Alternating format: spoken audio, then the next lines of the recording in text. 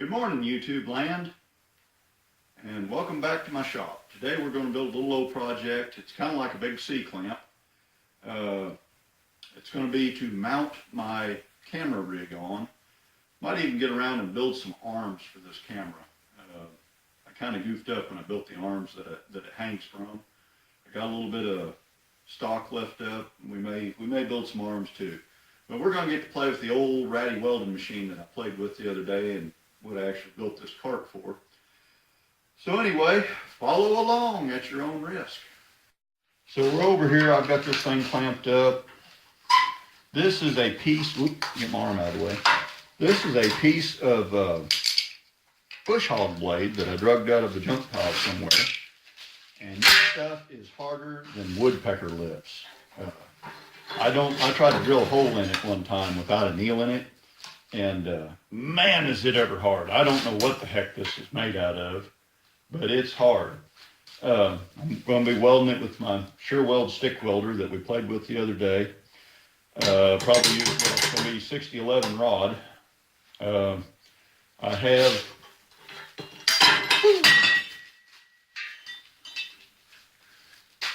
I have somewhat prepared to join in there just a little bit. I just took torch and beveled her off to where I can get in there a little bit better.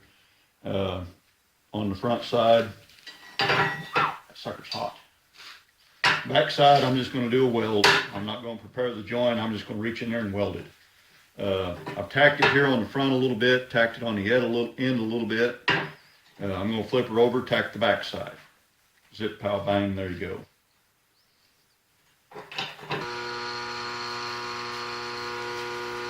Cover.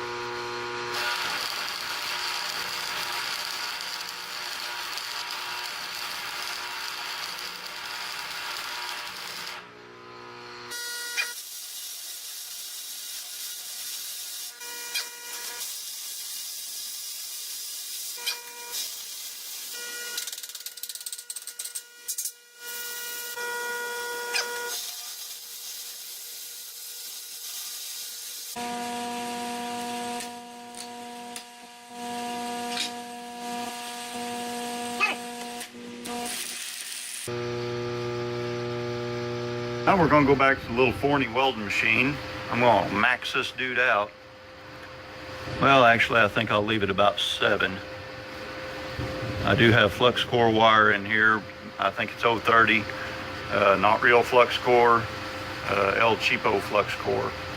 So anyway, we're running about halfway up, and I'm going to tack some stuff together over here. This is a pair of half 13 nuts, and with a half 13 bolts stuck through them. I'm going to tack them down to the end of that little rod right there. And I grease the fire out of everything. And that will kind of help it to keep slag and splatter from sticking to everything. So anyway, we'll try it. Here we go.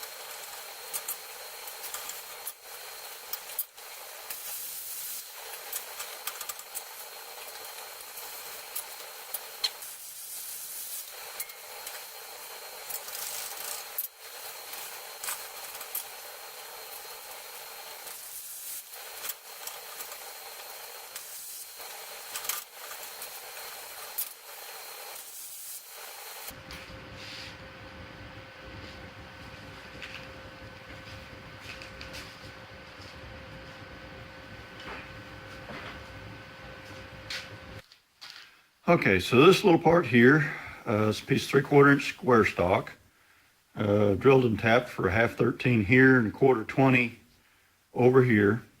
And this is a 1/4 20 or a relief hole for a 1/4 20 bolt. I don't know, 2 steps over 1/4 inch. I can't remember what size now. And this is just a slot I cut in there with my yanking back and forth saw. And the whole purpose of this is I put my 1/4 20 bolt in here and draw down on it, and it locks that half 13 bolt in place. I'm going to clamp this thing up here in the vise and lop her off over here with my jerking back and forth saw, and we'll be back in a minute. Okay, I've got her stuck in here. I've got my 1/4 bolt sticking in through the back side here, or the inside, stuck in there, and that's holding part of it. It got me another greasy bolt stuck down in my half 13 hole. And one word about that. I do it like this. I just stick a greasy bolt in a hole if I don't want the hole to get splatter and stuff in it. If you are welding something that is required to have strength, something that's critical, don't use this method. This will, if the grease runs out or unhappy things happen, you will get hydrogen inclusions in your weld. Okay, if you don't know what hydrogen inclusions are, then you probably shouldn't be welding up on anything that matters anyway. Figure it out, Google it, whatever, but don't do this on anything that has to have strength. Don't use this method. Get you some anti-splatter spray. CRC makes a really good product. Everybody makes a good anti-splatter spray. Don't do this if it counts. Cover.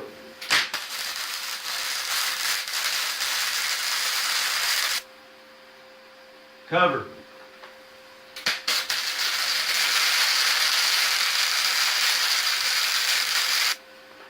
Cover.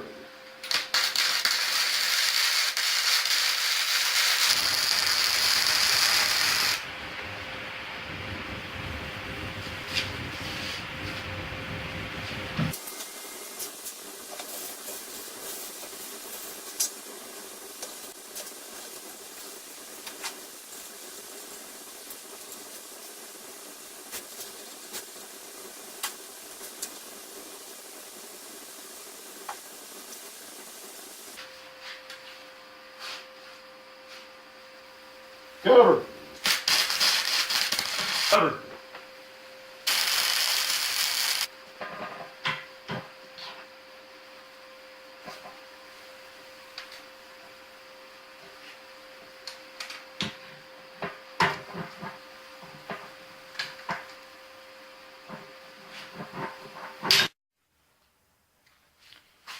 Okay, here's my homemade soft jaws. This part here goes around down here underneath of the jaw. I don't know what that part's called, the neck. I don't know. But they fit on there pretty good. Not a whole lot of slop. They don't have to be tight, just not a whole lot of slop. You don't have to spend money to be smart. I wouldn't know, but that's just what I've been told.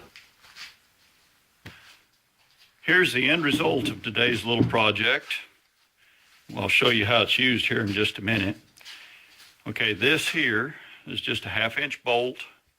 This part here is just a 1/2 bolt. I cut me out of round circle out of a 1/4 sheet metal, welded it on, drilled and tapped for quarter 20. This here, this T-bolt here, locks that down. I explained that earlier, that slit right there. This is a through hole on this side. That's a tapped hole on that side. You tighten this down and it pulls that slot together. Now this can't move.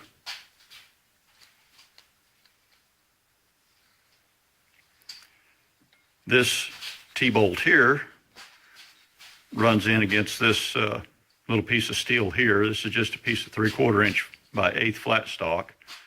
It's got a little bit of spring to it, not much, don't have to have much. And one of the things that you want to do if you make a bolt that bears in against something, just take you a flat file and knock off about 2 threads and then slightly dome the end of the bolt, because eventually this will mushroom out. I mean, you're running this end up against something, eventually this will get mushroomed out. And probably eventually you'll want to withdraw the bolt from the hole. Well, if you don't do this, then once it's mushroomed out, there's no way to get this in out of the hole. So there's there's all you need to know about that. So I'll do some rearranging here for a minute, and we will rejoin you.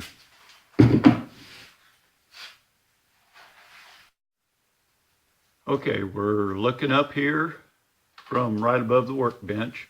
There's the device that we've just got done building, clamped onto a rafter. You can see the 1/2-inch bolt with the pivot point sticking down there. And there's some arms hanging down off of that.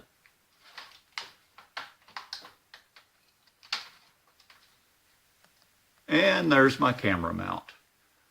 Now, we'll probably be, in a day or two, we'll probably be making some more camera mounting equipment and probably going to make some different arms. I kind of made a mistake when I made these, and I got a better idea. Well, I think that'll wrap her up for the evening. It's getting about dark outside. Supper's probably about ready. I'm getting hungry. You getting hungry? Are you getting hungry? Well, the cat's got his tongue, but Daddy's getting hungry. I think the helper boy's getting hungry. I don't know what else to say about it. Maybe tomorrow or the next day we'll make some more arms. But, you know, it is what it is. It looks like it's going to work. I think it'll work better than what I've been using. Can't work no worse than what I've been using. So we'll wrap this one up. We'll close off, and y'all take care. Drive safe on the way home. And watch for deer and don't poop your pants. Watch for deer and don't poop your pants.